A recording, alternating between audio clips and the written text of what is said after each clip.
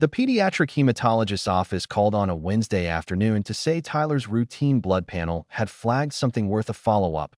Nothing alarming, just a marker they wanted to double-check against family history, and asked, almost as an afterthought, whether both biological parents could come in for a simple confirmatory test. My name is Larry. I'm 40. I've spent the last 15 years adjusting insurance claims for a regional carrier in Omaha, and for 9 years I've been married to a woman I would have described, right up until that phone call, as the one steady, uncomplicated center of my entire life. Renee took the call standing at the kitchen counter, and I watched her go very still in a way that struck me as strange for what should have been routine paperwork. "It's fine," she said, hanging up. "I'll go in Friday. You don't need to come. It's mostly a formality." I remember thinking, distantly, that it was odd she seemed so certain I didn't need to be there for our own son's test. But I had a claim inspection scheduled that same morning and let it go without much thought. The results came back 9 days later, not to Renee's phone, but to mine, by a clerical error the office later apologized for, a paperwork mix-up that listed me, correctly, as an excluded biological match for Tyler, alongside a note referencing an alternate paternal sample already on file with the practice from years earlier. I stood in my own driveway reading that email 3 separate times before the words settled into something I could actually process. Tyler wasn't mine, and whoever's alternate sample the clinic already had on file meant Renee had known, or at least suspected strongly enough to have already tested it, long before that Wednesday phone call ever came. I didn't confront her that night.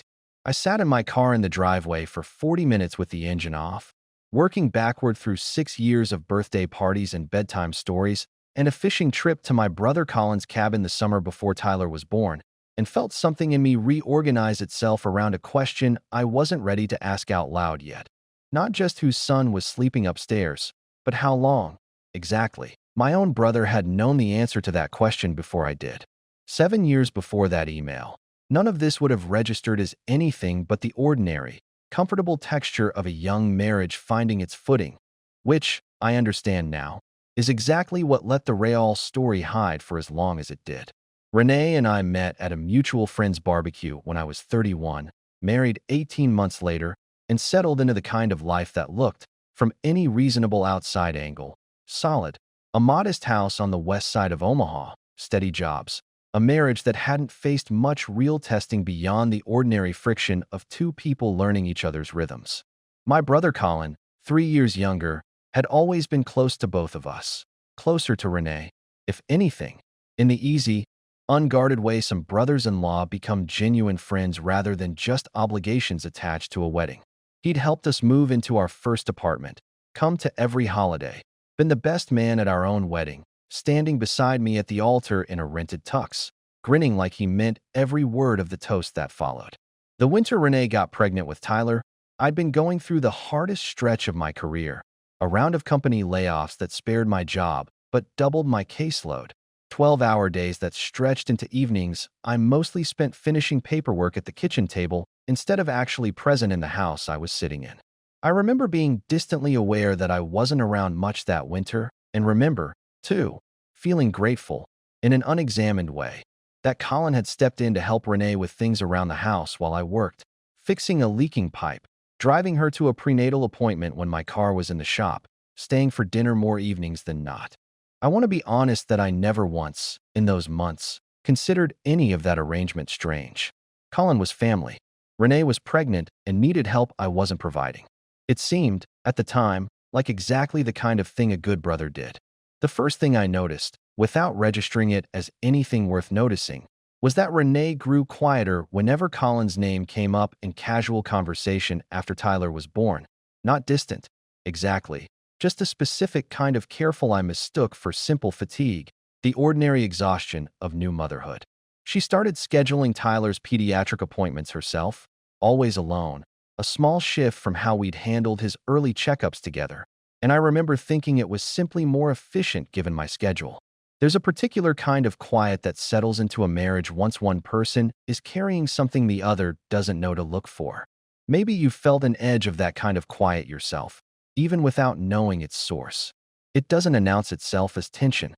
It just sits underneath the ordinary rhythm of a household, present but unnamed, until something eventually forces it into the light.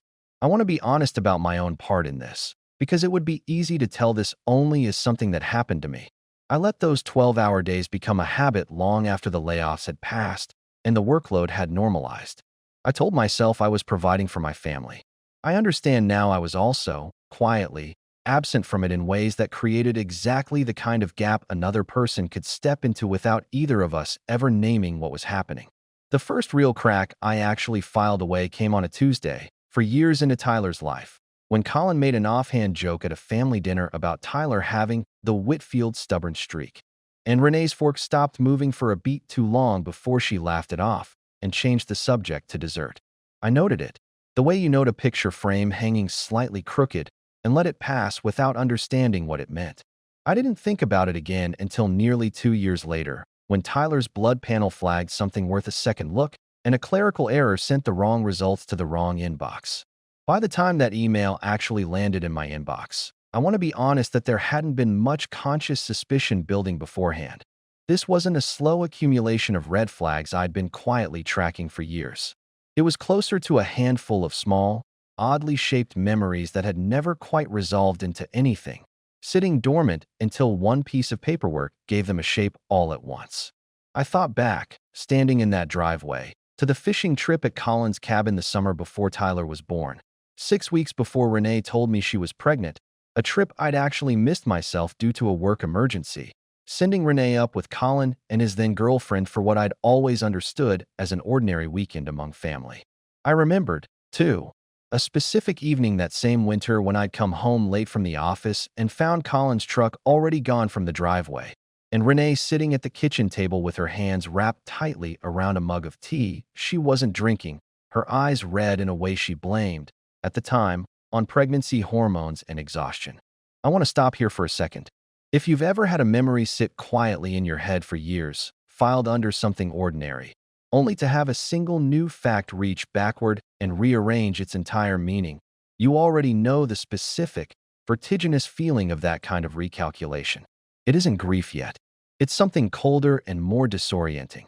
The sense that your own past isn't actually the fixed thing you always assumed it was. I called the clinic the next morning, keeping my voice as level as I could manage, and asked, carefully, about the alternate paternal sample already on file the email had referenced. The clerk, apologetic about the earlier mix-up, explained she wasn't authorized to disclose whose sample it was without both parents present, but confirmed, at least, that it had been submitted roughly 5.5 years earlier, squarely within the window of Tyler's actual conception. She told me, much later, what that particular winter had actually looked like from her side. I remember standing in our kitchen that night, after he'd left, feeling something in me come apart quietly while you were still 40 minutes from home. I told myself, that whole winter, that it had been one moment of weakness during the hardest stretch either of us had ever gone through, that it would never happen again, that it didn't have to mean anything beyond exactly what it was. I believed that, mostly, right up until the test 6 weeks later told me it might mean something permanent. That's what she told me. I knew none of it yet. I only had a 5.5-year-old lab record and a memory of red eyes I'd blamed on hormones. I didn't call Renee that day. I didn't call Colin either. I sat with what I had for nearly a week, telling myself I needed to understand the actual shape of it before I said anything I couldn't take back. Though I understand now that a week of silence, holding a discovery that large, was its own kind of decision, one that would have looked, to anyone watching from outside, less like patience than like a man quietly disappearing into himself. My sister-in-law Angela, Colin's ex, the girlfriend who'd gone on that cabin trip and split from him not long after, called me unprompted that same week, for an entirely unrelated reason, to ask about a piece of furniture she'd left in our garage years earlier. Near the end of the call, almost as an aside, she mentioned that she'd always found it strange Colin had ended things with her so abruptly right around the time Tyler was born, like something had shifted for him overnight, and he never really explained what. I thanked her for the furniture update and said nothing else. The sentence sat with me for days. I didn't confront anyone in that first week, and I want to be honest that the reason wasn't strategy so much as a kind of paralysis. I genuinely didn't know, yet, whether I was building toward a confrontation or simply trying to survive the days until the shock were thin enough to think clearly. I requested, through the clinic, a formal release of the alternate paternal record, which under the circumstances, given Tyler's actual medical need for an accurate family history, they were able to process within 10 days once I explained the situation directly to the office manager rather than the front desk. The name on that 5.5-year-old sample was Colin's. I sat with that confirmation for 2 full days before I did anything else. I want to stop here and say plainly that those 2 days are the part of this I've turned over the most since. Not because I regret waiting, exactly, but because I've never fully settled whether the waiting was wisdom or simply the same kind of quiet, conflict-avoidant instinct that had let me become the kind of husband who worked 12-hour days for years without noticing what space that was leaving behind him. Angela's comment about Colin's abrupt breakup resurfaced with new weight once I had Colin's name in hand. No longer an odd, unrelated aside, but a clear data point in a timeline I could now trace with real confidence. Whatever had happened between Colin and Renee that winter had, apparently, ended his own relationship almost immediately afterward, whether from guilt, discovery, or some reckoning I still didn't have the full shape of. I found, going back through old phone records I still had partial access to through our shared family plan. 3 calls between Renee's number and Colin's, each under 2 minutes, clustered in the same 6-week window the following spring, right around when Renee would have first suspected the pregnancy. Calls I'd never once thought to notice at the time, filed away, if I'd noticed them at all, as ordinary family contact. By the end of that 2nd week, I had what amounted to a complete, if entirely circumstantial, picture: the clinic's paternal record, the timeline of Colin's own relationship ending, the pattern of calls, and my own memory of a crooked evening I'd misread for 6 years. I didn't feel triumphant assembling it. I felt something closer to a specific, compounding grief, not just for the marriage I believed I understood, but for 6 years of a relationship with my own brother that I now had to look at entirely differently, wondering how many family dinners, how many holidays, how many ordinary Sunday afternoons had happened with this sitting underneath them the whole time.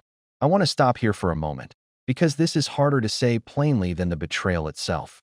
I could have confronted Renee the day the clinic confirmed Colin's name. I chose instead to keep gathering, quietly, for almost 2 more weeks, and I've asked myself since whether that was patience or simply the same avoidance that had let me become absent enough, years earlier, for this to happen in the first place. I think it was some of both. I wanted the entire, undeniable shape of it before I let her see that I knew any of it. Not to punish her with the waiting, but because I needed, for my own sake, to stop being the only person in my own family who didn't understand what had actually happened inside it. I told no one what I'd found. Not my own parents, not any mutual friend, until I had every piece clear enough in my own head that there would be no room left for the kind of soft, partial explanation I suspected, correctly, Renee might try to offer if given the chance to shape the story first. I chose a Sunday evening, deliberately, when Tyler was at a sleepover and the house was fully, uninterruptedly quiet. I sat Renee down at the kitchen table, the same table, I realized only as I sat down myself, where I'd once found her with red eyes and a cooling mug of tea she blamed on hormones, and laid out, calmly, what I actually knew. The clinic's confirmed record, the timeline, Colin's name. She went very pale, and I watched something in her posture collapse inward the particular way a person does when a secret they've carried for years finally has nowhere left to hide. I need you to tell me the truth, I said. My voice didn't shake. I'd had almost 3 weeks to make sure of that. Not a version that gets us through tonight. What actually happened, and how long you've known. I've known since he was born, she said, quietly, after a long moment. The timing was close enough that I suspected before that, honestly, but I didn't actually confirm it until the week after he was born, when I had the test done privately without telling anyone. With Colin, I said. Not a question. She nodded, and then, watching my face, began trying to shape what came next carefully, the way someone edits a story in real time to make its center more survivable. It happened once. That winter you were working constantly. I'm not going to pretend it means something it doesn't by calling it more than what it actually was. One night, one specific, terrible lapse in judgment during the hardest stretch of both our lives.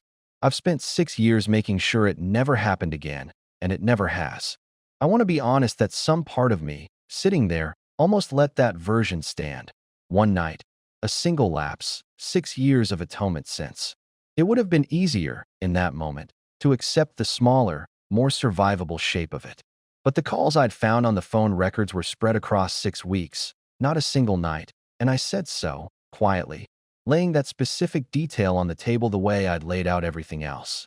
Her composure, which had held through the first version, finally gave out entirely. It wasn't just once, she admitted.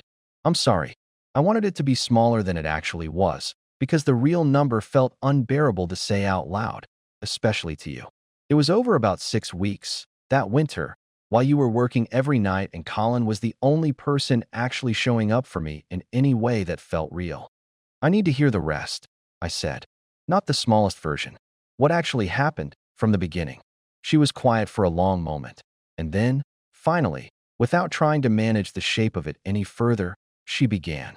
You were gone every night that winter, Larry, not because you didn't love us. I understood that even then.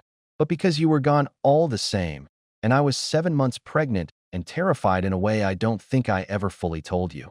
Because you had enough to carry with the layoffs and the extra caseload. Colin showed up instead, fixed the pipe, drove me to appointments, sat with me some evenings when the house felt unbearably empty and quiet. It started as exactly that, just someone being present when the person who was supposed to be present wasn't. I don't have a clean way to explain the specific night it crossed a line, except that it happened during a moment where I felt more frightened and alone than I think I'd ever felt in my adult life, and he was simply there. And something in me reached for whatever felt like comfort instead of what I knew, even in the moment, was actually right. I told myself, that first time, it would never happen again. I believed that. And then it happened again 2 weeks later, and I believed it a little less and told myself the same thing anyway, because admitting I didn't believe it meant admitting what I'd actually done. I was terrified constantly after that. Not just of you finding out, though God, obviously that most of all, but of what it meant that I could be carrying your child, sleeping in your bed, and still have done what I'd done with your own brother. I couldn't look at the two of you together at family dinners for months without feeling something close to physically sick. I stopped being able to look at photos from our wedding, where he stood right beside you, without my stomach turning. There was a night, about 6 weeks in, when I almost told you everything. I'd started the sentence, actually, something about needing to talk, and then you'd come home so exhausted, so genuinely trying, apologizing for the hours, that I couldn't make myself say it. I told myself I'd spend the rest of my life making it up to you silently instead, and that felt, at the time, like the kinder thing to do. I understand now it wasn't kindness. It was just fear wearing kindness as a disguise. When I found out Tyler might not be yours, I made a decision that I know now was its own kind of betrayal, separate from the affair itself. I decided you'd never need to know, that I'd raise him as ours, completely, and that the truth could simply stay buried as long as I made sure of it. I told myself that decision was protecting our family. I understand now it was protecting myself, and I let you love a son for 6 years without the one piece of information that would have let you actually choose that, instead of having it decided for you by my own silence. I asked her, near the end, whether Colin had ever tried to be part of Tyler's life beyond the ordinary role of an uncle, knowing what he knew. She said no, that he'd ended things with Angela abruptly because his own guilt had become unbearable, and that in the years since, he'd kept a careful, deliberate distance from Tyler specifically, a distance she'd always privately understood but never questioned aloud, because questioning it would have meant confronting what it actually meant. I need time, I said finally. I don't know yet what happens after tonight, but I need you to go stay with your sister for a while. And I need to talk to Colin myself, alone, before anything else gets decided. She didn't argue. I think some part of her had been braced for exactly that sentence for 6 years. I drove to Colin's place the next morning. I won't recount every word of that conversation, because most of it doesn't need repeating, but I'll say that he didn't try to minimize it the way Renee initially had.